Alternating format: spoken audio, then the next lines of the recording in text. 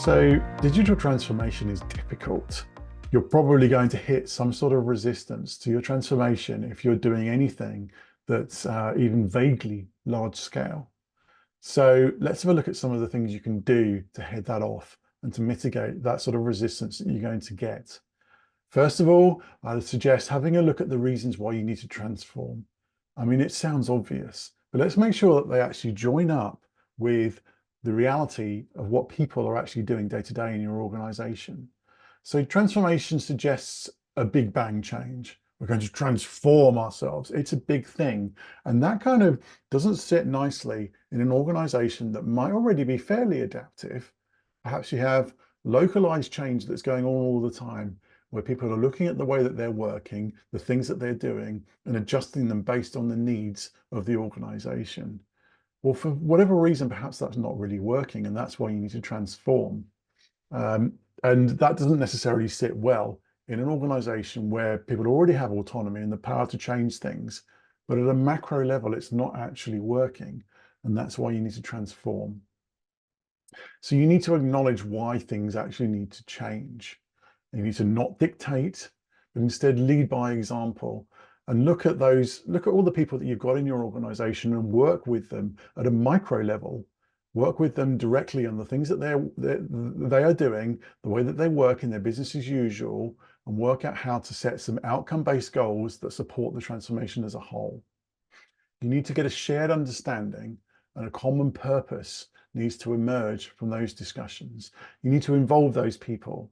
You can work with champions in your organization, the people who maybe you think are more amenable to the change. Get them on side, work with them, and listen to them when they talk about what you need to do to make the transformation successful across the entire organization.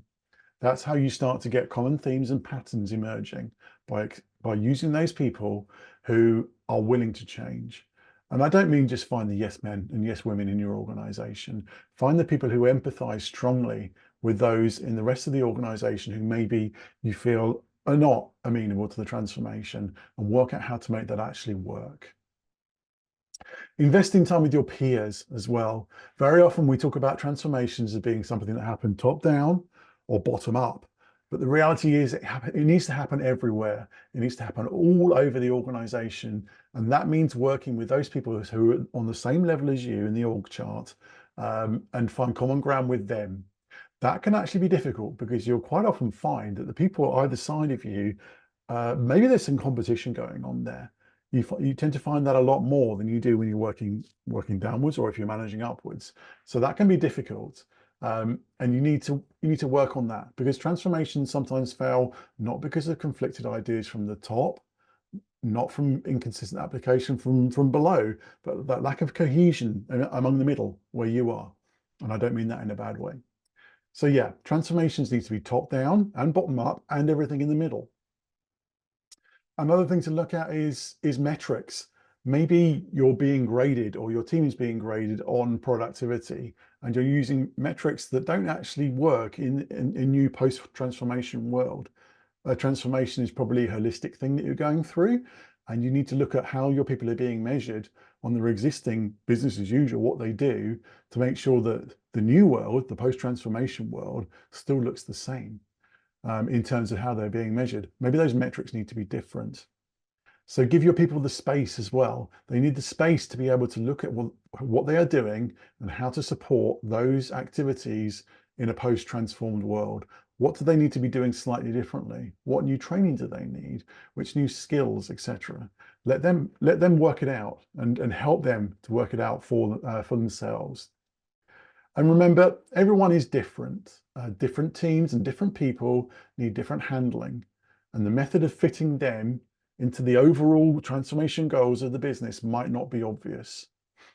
So remember to try things out. Look at how you're measuring success. Experiment, tweak, go again, try things. Exploit all those good things that you've learned through doing DevOps work in the past. And then that's how you start to change your organization slowly but surely into one that supports the overall transformation that you're looking for. I hope that's useful.